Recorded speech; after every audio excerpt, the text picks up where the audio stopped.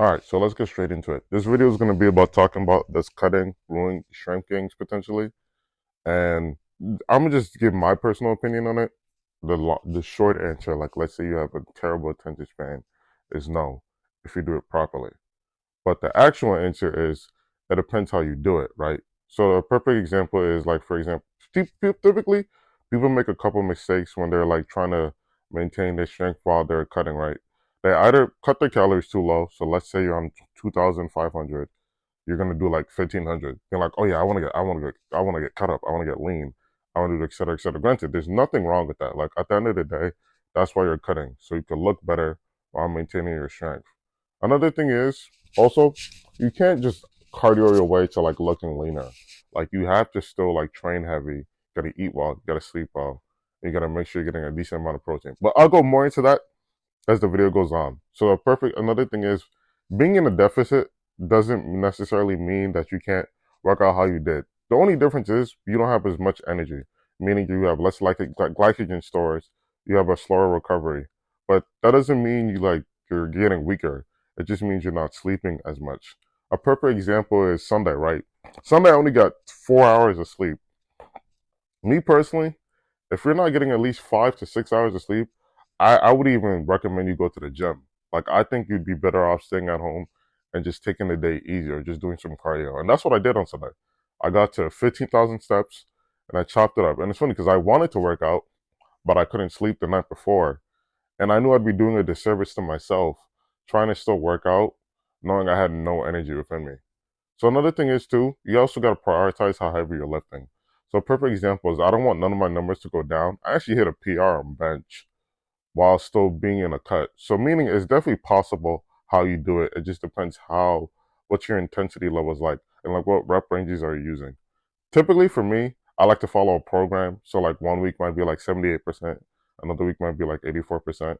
And then as time goes on, we're gonna try to keep in that rep range. So obviously, granted, some strength loss is possible. Like for example, like the heavier you are when you deadlift, like your joints can more in a sense lubricate you, in a sense. So I know for me, right? Let's say my deadlift is like 500 pounds. I might not be necessarily be able to do like 500 pounds for like 5 reps, like I did when I was 240 compared to when I'm like 210, if I still can. Ideally, what we're going to try to do is we're going to try to mitigate any effects I might have like long term. So a perfect example is we're going to keep the rep ranges low, the sets from low to moderate, and we're going to have long resting periods. Meaning today I'm going to do legs. Meaning I'm going to rest between 2 to 5 minutes. I'm going to try to go close to a PR. Meaning I'm going to try to do something in the sense I'm resting well and I'm still able to recover properly. Another thing is I want to control the deficit I'm in, meaning I don't want to do more than 750, but I don't want to do less than 500. Because ideally you want to lose it over time. Like of course I could do a 1,000 calorie deficit every day, plus the cardio I'm doing, but I'm definitely gonna get weaker, for sure. Because I on average try to strive for like 15 to 25,000 steps a day. Some days I don't get it, other days I do. It completely depends on like what I gotta do on a day-to-day basis.